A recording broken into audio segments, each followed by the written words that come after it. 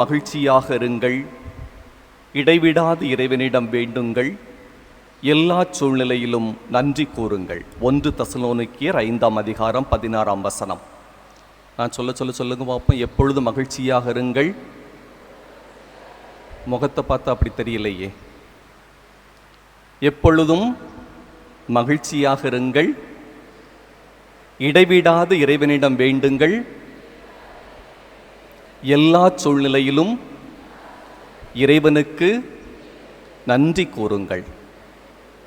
கிறிஸ்து இயேசுவுக்குள் பிரியமான சகோதர சகோதரிகளே, இன்று ஆண்டின் பொதுக்காலம் 29ஆம் ஞாயிற்றுக்கிழமையை திருச்சபை சிறப்பித்துக் கொண்டிருக்கிறது. நீங்கள் விரும்புவதை குறித்து கவனமாக இருங்கள், ஏனென்றால் நீங்கள் விரும்புவது நிச்சயம் உங்களுக்கு கிடைக்கும். நான் குறுமடத்தில் குருமானவராக இருந்த பொழுது ஒரு கணவனும் மனைவியும் எங்களுக்கு தியானம் கொடுப்பதற்காக வந்திருந்தார்கள். அப்ப அந்த கணவர் சொன்ன வார்த்தைகள் தான் இது: நீங்கள் விரும்புவதை குறித்து கவனமாக இருங்கள், ஏனென்றால் நீங்கள் விரும்புவது நிச்சயம் கிடைக்கும். கிடைக்குமா கிடைக்காதா?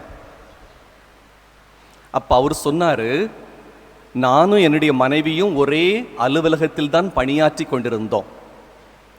அப்போ ஒன் சைடு லவ். அப்போ இவளை எனக்கு ரொம்ப பிடித்திருந்தது, இவளை திருமணம் செய்ய வேண்டும் என்று ஆசைப்பட்டேன். எதுக்குன்னா, அந்த ஆஃபீஸ்லேயே யார்கிட்டையும் அதிகமாக பேசாத ஒரே ஒரு பெண் யாரு? என்னுடைய காதலி அல்லது என்னுடைய மனைவி. அப்போ யார்கிட்டையுமே அதிகமாக பேச மாட்டாங்கிறாளே, இவளை லவ் பண்ணலாமே, இவளை திருமணம் செய்து கொள்ளலாமே என்று அவளை தேடி தேடி காதலித்தேன். அவளை திருமணமும் செய்து கொண்டேன். பேச மாட்டாளா என்று நான் காத்திருந்தேன், ஏங்கி இருந்தேன். இப்போ அவ பேசுறத நிறுத்துறதே இல்லை. அதனால தான் அவர் என்ன சொன்னார்? நீங்கள் விரும்புவதை குறித்து கவனமாக இருங்கள், நீங்கள் விரும்புவது நிச்சயம் கிடைக்கும் என்று சொன்னார்.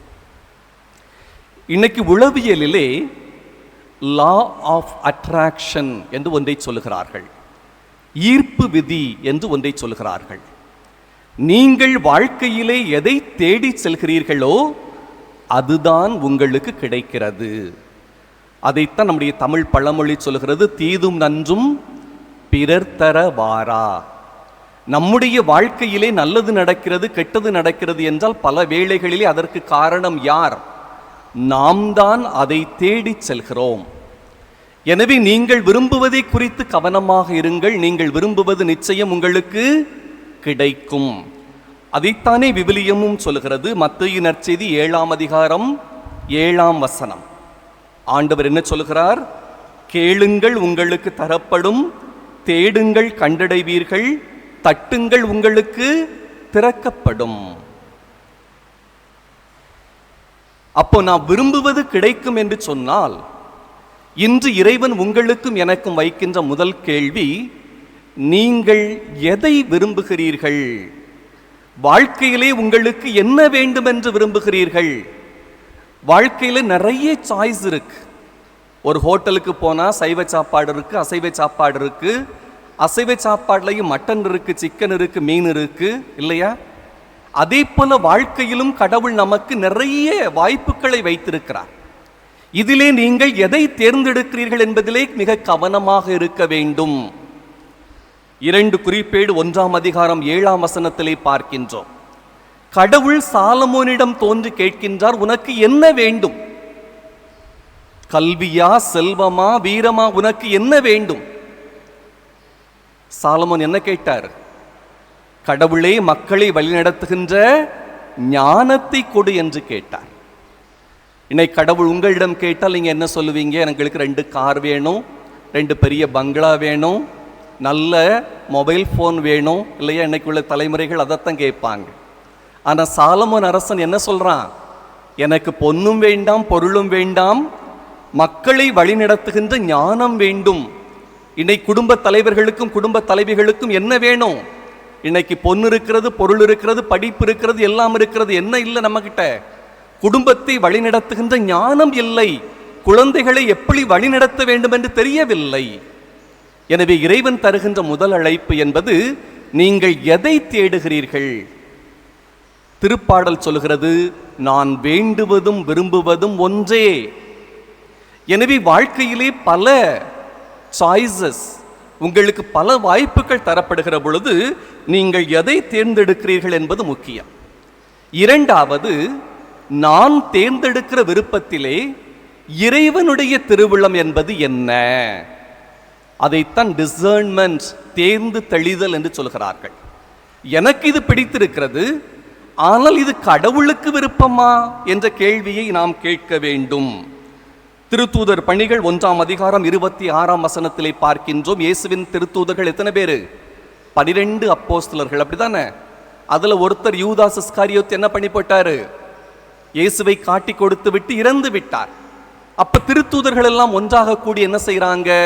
யூதாஸ் இஸ்காரியோத்துக்கு பதிலாக நாம் வேறொருவரை தேர்ந்தெடுக்க வேண்டும்.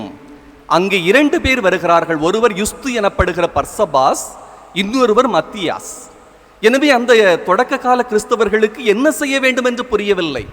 இருவருமே ஞானத்திலே சிறந்தவர்கள், இருவருமே கடவுளுக்கு ஏற்புடையவர்கள். இந்த இருவரிலே நான் யாரை தேர்ந்தெடுப்பது? எனவே அந்த இஸ்ராயல் மக்கள் என்ன செய்கிறாங்க? நம்முடைய தொடக்க கால கிறிஸ்தவர்கள் திருவிழச் சீட்டு போட அது மத்தியாஸ் பெயருக்கு விழவே மத்தியாஸை அவர்கள் இறைவனின் திருத்தூதராக, இயேசுவின் திருத்தூதராக அவர்கள் தேர்ந்தெடுத்து கொண்டார்கள். எனவே நாம் என்ன விரும்புகிறோம் என்பது முக்கியம். இரண்டாவது, என் விருப்பமும் கடவுள் விருப்பமும் ஒன்றா என்பதை பார்க்க வேண்டும். எனவே அந்த நம்முடைய தொடக்க கால கிறிஸ்தவர்கள் எங்களுடைய விருப்பம் எப்படி இருந்தாலும் கடவுளை உமது விருப்பம் என்ன என்பதை கேட்டு அவர்கள் தேர்ந்து தெளிவதை நாம் பார்க்கின்றோம். மூன்றாவது, என்னுடைய விருப்பத்தை விட கடவுளின் விருப்பம் முக்கியம். பல நேரங்கள் அதை ஏற்றுக்கொள்ள நம்மளுக்கு ரொம்ப ரொம்ப கஷ்டம். எக்ஸாம் வருது, அம்மா சொல்லுவாங்க படி படின்னு சொன்னா பிள்ளைங்களுக்கு என்ன செய்யறது? விளையாடுறது தான் பிடிக்குது, இல்லையா? திருப்பி எக்ஸாம்ல ஃபெயில் ஆன பாடு அம்மா அப்படின்னு வந்து அழுறது, இல்லையா? அதே போலத்தான் நம்முடைய விருப்பங்கள் பலவாறாக இருந்தாலும் கடவுளின் விருப்பம் என்ன என்பதை நாம் தேடி தெளிய வேண்டும். லூக்கா நற்செய்தி 22ஆம் அதிகாரம் 42ஆம் வசனத்திலே பார்க்கின்றோம். இயேசு ஆண்டவர் சிலுவையிலே அறையப்பட இருக்கிறார். அவருக்கு அது பிடிச்சிருந்ததா? பிடிக்கல. அந்த வசனம் சொல்லுகிறது, தந்தையே கூடுமானால் இந்த துன்பக்கலம் என்னை விட்டு அகன்று போகட்டும். அந்த துன்பக்கலத்தில் பங்கெடுக்க எனக்கு விருப்பமில்லை, ஆனாலும் என் விருப்பம் அல்ல, உமது விருப்பம் நிறைவேறட்டும். அதுதான் இயேசு காட்டுகிற பாதை. கடவுளே எனக்கு இது பிடித்திருக்கிறது, என்னுடைய வாழ்க்கையிலே இவையெல்லாம் நடைபெற வேண்டும் என்று நான் ஆசைப்படுகிறேன், ஆனால் உமது விருப்பம் என்ன? என்னுடைய விருப்பம் அல்ல, உமது விருப்பம் நிறைவேறட்டும் என்று ஜெபிப்பதுதான் ஒரு கிறிஸ்தவனுடைய உண்மையான ஆன்மீகமாக இருக்கிறது. இன்றைய நற்செய்தி வாசகத்திற்கு வருவோம். இன்றைய நற்செய்தி வாசகம் லூக்கா நற்செய்தி 18ஆம் அதிகாரம் 1ஆம் வசனத்திலிருந்து 8ஆம் வசனம் வரை தரப்பட்டிருக்கிறது. மனம் தளராமல் நாம் எப்படி ஜெபிக்க வேண்டும், அதற்கு இயேசு என்ன செய்கிறார்? ஒரு ஓமையை சொல்லுகிறார். ஓமை என்பது ஒரு எடுத்துக்காட்டு. அந்த எடுத்துக்காட்டிலே இயேசு 2 நபர்களை குறிப்பிடுகிறார். யாரெல்லாம்? நேர்மையற்ற நடுவர், ஒரு கைம்பெண், இல்லையா? இந்த நேர்மையற்ற நடுவருக்கும் இந்த கைம்பெண்ணுக்கும் என்ன வழக்கு? இவர்கள் அதை எப்படி சாதித்து காட்டுகிறார்கள் என்பதைத்தான் இன்றைய நற்செய்தி வாசகம் நமக்கு குறிப்பிடுகிறது. ஒரு எழுத்தாளர் சொல்லுவார், விதவையை தமிழ் கூட வஞ்சித்து விட்டது என்று சொல்லுவார். ஏன்னா விதவைங்கிற வார்த்தையில் எங்கேயுமே புள்ளி இல்லை. பொட்டு வைக்காத பெண்களை வைத்து அந்த அறிஞர் சொல்லுகிறார். பேரை சொன்னா கட்சி அரசியல் ஆயிரும், இல்லையா? அதனால் ரொம்ப கவனமாக இருக்க வேண்டி இருக்கிறது. விதவையை தமிழ் மொழி கூட வஞ்சித்து விட்டது என்று சொல்லுவார். ஒரு கைம்பெண்ணுடைய வாழ்க்கை அல்லது ஒரு விதவையினுடைய வாழ்க்கை என்பது மிக துயரப்பட்டது. ஒரு 3 நாட்களுக்கு முன்பதாக நம்ம பகுதியில் எனக்கு தெரிஞ்ச ஒரு நபர் 5 ஆண்டுகள் திருமணம் முடிஞ்சு குழந்தை கிடையாது. குழந்தை உண்டாகி 3 மாதங்கள் ஆகியிருக்கிறது. கப்பலிலே வேலை செய்கின்ற கணவர் இறந்து போய்விட்டார். எப்படி இருக்கும் பாருங்க, இல்லையா? இன்னைக்கு உள்ள காலகட்டத்திலே நமக்கு கடினமாக இருக்கிறது. இயேசு குறிப்பிடுகிற காலத்திலே ஒரு விதவையினுடைய வாழ்க்கை, ஒரு கைம்பெண்ணுடைய வாழ்க்கை எந்த வருமானமும் இல்லாமல் எப்படி நடத்த முடியும்? எனவேதான் விவிலியத்தில் நாம் பார்க்கின்றோம், நீங்கள் ஏழைகளுக்காகவும் விதவைகளுக்காகவும் குரல் கொடுக்க வேண்டும் என்பது அனைத்து இறைவாக்கினுடைய கோரிக்கையாக இருக்கிறது. எசையா புத்தகம் 1:17 பார்க்கின்றோம். கடவுள் சொல்கிறார், நீங்கள் நன்மையை செய்யுங்கள், நீதியை தேடுங்கள், கைம்பெண்ணுக்காக வழக்காடுங்கள். 1:18 கடவுள் சொல்கிறார், வாருங்கள் நாம் இப்பொழுது வழக்காடுவோம் என்று கடவுள் சொல்கிறார். எனவே ஒரு கைம்பெண்ணுக்காக வழக்காடுவது என்பது இஸ்ராயல் மக்களுக்கு விவிலியம் கொடுத்த உரிமை, அது ஒரு கடமை. எனவே கைம்பெண்ணுக்கு நீதி வழங்குவது என்பது கடவுளுக்கே நீதி வழங்குவதாகும். இந்த காரியம் அந்த நடுவருக்கு தெரியுமா? தெரியும். அந்த நேர்மையற்ற நடுவருக்கு கைம்பெண்ணுக்கு நீதி வழங்குவது என்பது கடவுள் கொடுத்த சட்டம் என்பது தெரியும். ஆனாலும் கூட அந்த நேர்மையற்ற நடுவர் அந்த கைம்பெண்ணுக்கு நீதி வழங்காமல் இருக்கிறார். இந்த நடுவர் எப்படிப்பட்டவர்? விவிலியம் சொல்லுகிறது, நான் கடவுளுக்கும் அஞ்சுவதில்லை, மக்களையும் மதிப்பதில்லை. எவ்வளவு மோசமான ஒரு நடுவர் பாருங்க. அதை ஒரு பெருமையா வேற சொல்லிக்கிறார். நான் யாருக்கும் பயப்பட மாட்டேன், கடவுளுக்கும் பயப்பட மாட்டேன், மனுஷனுக்கும் பயப்பட மாட்டேன் என்று ஒரு மார்தட்டுகிற ஒரு நடுவராக இருக்கிறார். எல்லா நடுவர்களும் நல்ல நடுவர்களா என்று கேட்டால் இல்லை அன்புக்குரியவர்களே. பழைய ஏற்பாட்டில் பார்க்கிறோம், சூசன்னா என்கிற ஒரு பெண்மணியுடைய வாழ்க்கை இல்லையா? அவள் தவறே செய்யவில்லை. இஸ்ராயல் மக்களுடைய பெரிய நடுவர்கள் அவள் தவறு செய்தாள் என்று அவளை குற்றம் சாட்டுகிற பொழுது தானியேல் இறைவாக்கினர் சூசன்னா குற்றமற்றவள் என்பதை நிரூபிப்பதை நாம் விவிலியத்திலே பார்க்கின்றோம். எனவே எல்லா நடுவர்களும் நீதியோடு நடக்கிறார்களா என்று கேட்டால் இல்லை, நீதி தவறுகின்ற நடுவர்களும் இருக்கிறார்கள். அப்படிப்பட்ட சூழ்நிலையில் இந்த நடுவர் எப்படிப்பட்ட நடுவர்? நான் கடவுளுக்கும் அஞ்சுவதில்லை, மக்களையும் மதிப்பதில்லை. இதுதான் உலகம். இந்த உலகத்திலே நல்லவர்களும் இருப்பார்கள், தீயவர்களும் இருப்பார்கள். இப்படிப்பட்ட சூழ்நிலையில் ஒரு கிறிஸ்தவன் என்ன செய்ய வேண்டும்? ஒரு கிறிஸ்தவன் ஒருபொழுதும் மனம் தளரக்கூடாது. இந்த ஆண்டை திருச்சபை எப்படி கொடுத்திருக்கிறது? எதிர்நோக்கின் யூபிலி ஆண்டு என்று கொடுத்திருக்கிறது. கிறிஸ்தவர்கள் ஒருபொழுதும் நம்பிக்கையிலே தளர்ந்து விடக்கூடாது, மனம் தளராமல் போராட வேண்டும் என்பதை இன்றைய 1ஆம் வாசகத்திலும் நாம் பார்க்கின்ற விடுதலை பயண புத்தகம் 17ஆம் அதிகாரம் 8ஆம் வசனத்திலிருந்து 13ஆம் வசனம் வரை பார்க்கின்றோம். இஸ்ராயல் மக்களுக்கும் அமலேக்கியர்களுக்கும் இடையே போர் நடந்து கொண்டிருக்கிறது. மோயிசன் அங்கே கரங்களை விரித்து ஜெபித்துக் கொண்டிருக்கிறார். என்ன நடந்துச்சு? அவருடைய கரங்கள் மெதுவாக கீழே விழுது இல்லையா? கீழே தாழ்ந்து போகும்போதெல்லாம் என்ன நடக்குது? இஸ்ராயல் மக்கள் தோற்று போகிறார்கள். மக்களுக்கு என்ன செய்யணும் தெரியலையா? ஒரு கை கீழே இறங்கி வந்துச்சு. ஏன் மோசையினுடைய கை மேல நிற்காம கீழே இறங்கி வந்தது? விடுதலை பயண புத்தகம் 7ஆம் அதிகாரம் 7ஆம் வசனம் சொல்லுகிறது, அப்பொழுது மோசைக்கு வயது என்ன? 80 வயது. 80 வயது கிழவனை அங்கே வைத்துக் கொண்டு அவர்கள் சண்டையிட்டுக் கொண்டிருக்கிறார்கள். எனவே மோயிசனுக்கு மக்கள் ஜெயிக்க வேண்டும் என்பதுதான் விருப்பம். ஆனால் அவருடைய வயது தளர்வின் காரணமாக அவரது கைகள் என்ன செய்து இறங்கி வருது. உடனே படை வீரர்கள் என்ன செய்கிறார்கள்? ஆரோனும் கூரும் என்ன செய்கிறார்கள்? அவரை உட்கார்றதுக்கு ஒரு கல் தளத்தை அமைக்கிறார்கள். கல், பாறை, மலை என்பது கடவுளின் பிரசன்னத்தை குறிக்கிறது. எனவே இப்படிப்பட்ட ஒரு அரியணையில் மோசேயை அமர வைக்கிறார்கள். அவரது வலது கையை ஆரோனும் இடது கையை கூர் என்பவனும் பிடித்துக் கொள்கிறான். அவரது கை அதற்கு பிறகு இறங்கவே இல்லை. எப்ப வர? மாலை சாய்வது வரை மோசேயினுடைய கைகள் உயர்த்தப்பட்டு கொண்டே இருக்கிறது. இறுதியிலே விவிலியம் சொல்கிறது, யோசுவா அமலேக்கியர்களை முறியடித்து வெற்றி கண்டார் என்று நாம் பார்க்கின்றோம். இன்றைய திருப்பாடல் 121, மலைகளை நோக்கி என் கண்களை உயர்த்துகிறேன், எங்கிருந்து எனக்கு உதவி வரும்? விண்ணையும் மண்ணையும் உண்டாக்கி அந்த ஆண்டவரிடமிருந்தே உதவி வரும். அதற்கு பொருத்தமான ஒரு பாடலையே இன்னைக்கு தியான பாடலாகவும் பாடினார்கள். ஆண்டவர் துணை இருப்பார், ஆபத்து அணுகாது. இன்று 2ஆம் வாசகத்திலே வருகின்ற பொழுது தூய பவுல் தீமோத்தேயுவுக்கு எழுதிய 2ஆம் திருமுகத்திலே சொல்லுகிறார், நீ கற்று அறிந்தவற்றில் உறுதியாக நிலைத்து நில். கிறிஸ்தவனாக இருக்கிறவன் ஒருபொழுதும் நிலை குலையக்கூடாது.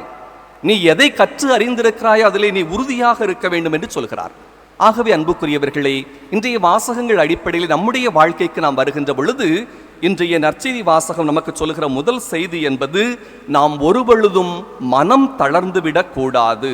எப்படி மோசேயின் கைகள் அந்த இஸ்ராயல் மக்களுக்கு வெற்றியை கொடுத்ததோ, அந்த கைம்பெண்ணுடைய நீதி போராட்டம் அவளுக்கு வெற்றியை கொடுத்ததோ, அதே போல நாமும் ஒருபொழுதும் மனம் தளரக்கூடாது என்பதை விவிலியம் நமக்கு சுட்டி காட்டுகிறது.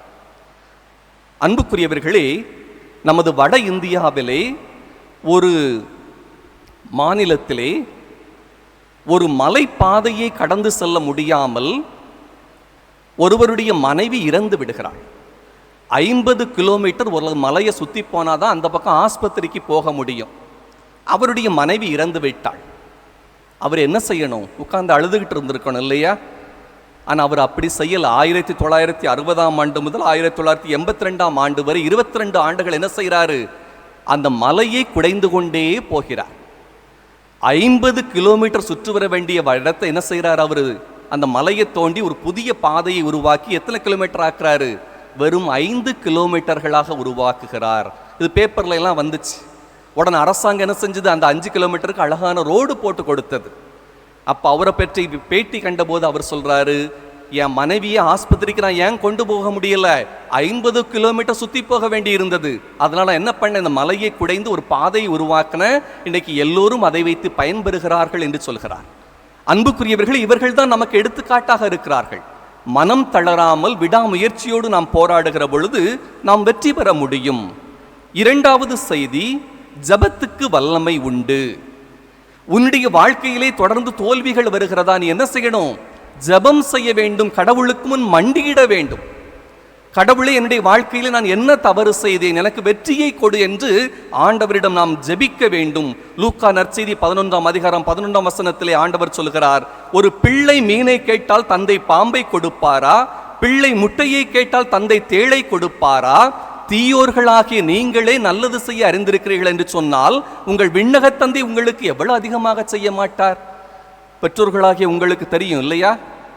பிள்ளைகிட்ட வேண்டாம் வேண்டாம் சொன்னாலும் அது பிடிவாதம் பிடிக்கும் போது என்னதான் செய்யறோம்? கையில மொபைல் போனை கொடுக்கத்தான் செய்யறோம்.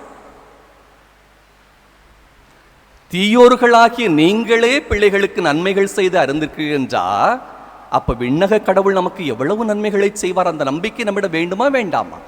இதுதான் ஒரு ஜபத்தினுடைய வல்லமை. இறுதியாக அன்புக்குரியவர்களே, நம்முடைய வாழ்க்கையிலே எத்தனை விருப்பங்கள் இருந்தாலும் இறைவனுடைய விருப்பத்திற்கு நாம் அடிபணிந்து நடக்க வேண்டும்.